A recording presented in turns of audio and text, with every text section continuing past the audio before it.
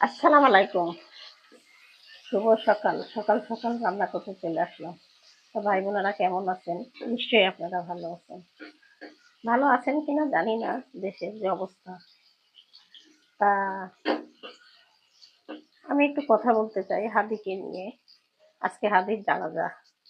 তা আপনারা তো নিশ্চয়ই সবাই জানাজাতে যাবেন। ভাই বোনেরা সবাই যাবেন। তা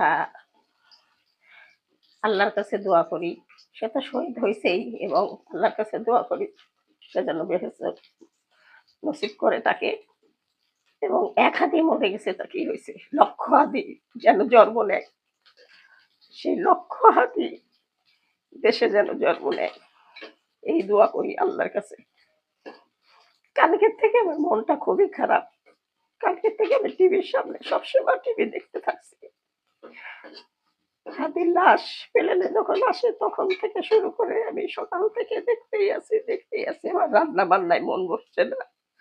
তারপরও কি করব, ছেলে পেলে আছে, রান্না করতে হয়, তাদের খেতে দিতে হয়।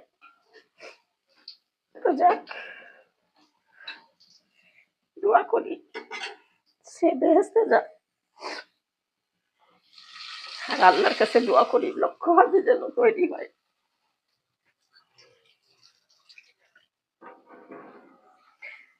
ঘরে ঘরে এরকম লক্ষ হাতি তৈরি হয়ে যেন যায়।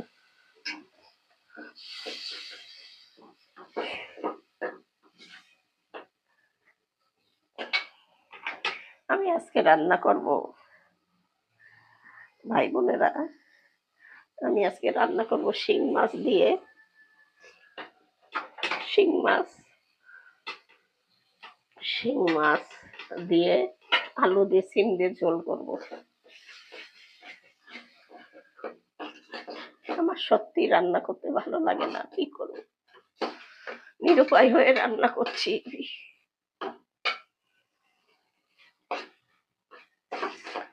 মনটা খুবই খারাপ।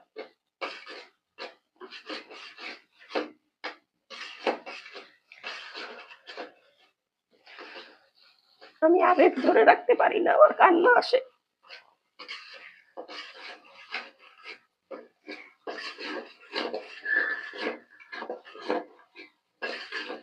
যার মার বুক খালি হয়েছে তার মাই জানে। যার সন্তানটাকে একটু দেখতে পারলো না বেশি ভালো করে, ছুঁয়েও দেখলো না, 1 বছরের সন্তান, সে আর বাপকে কি মনে রাখতে পারবে? সন্তান ও বাপকে ভালো মতন চিনলো না।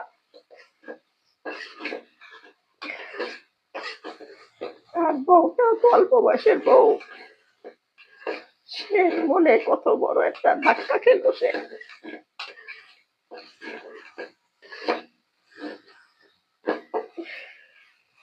আমাদের সন্তান আছে, আমরা বুঝি সন্তান হারা কাকে বলে।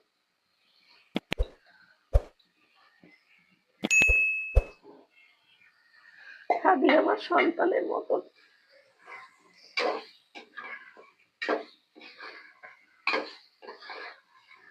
না জানি ওর পরিবারে কি ঝড় তুফান বয়ে যাচ্ছে।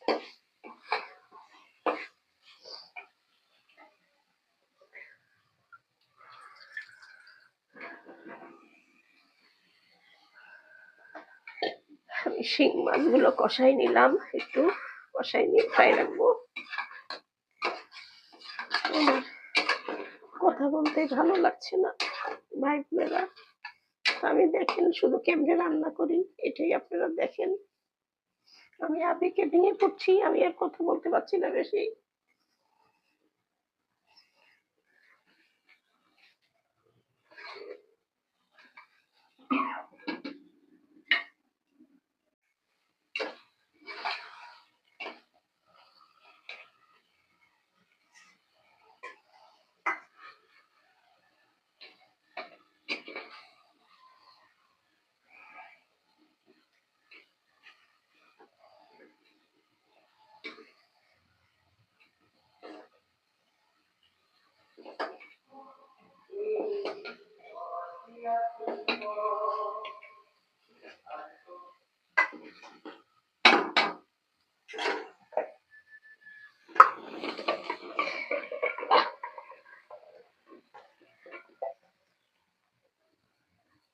সিম আলুগুলো দিয়ে দিলাম, দিয়ে আমি এখন ঢাকা দিয়ে দেবো একটু কষানোর জন্য আবার।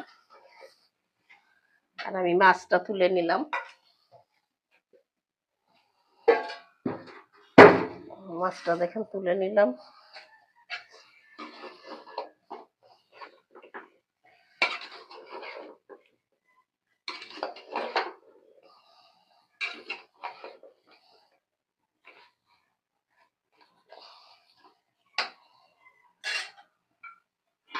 ঢাকা দিয়ে দিই।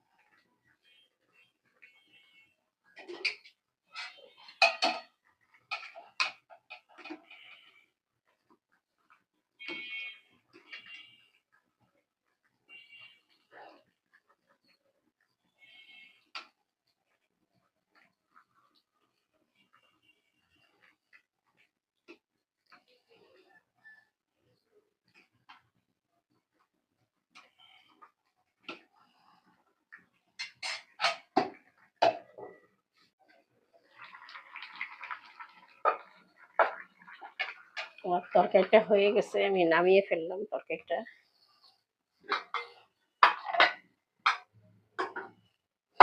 তা হয়ে গেল আমার শিং মাছ দিয়ে আর সিম আলু দিয়ে তরকারি।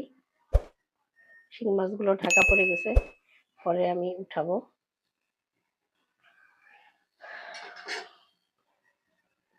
তাই এখানেই শেষ করলাম। আল্লাহ হাফেজ।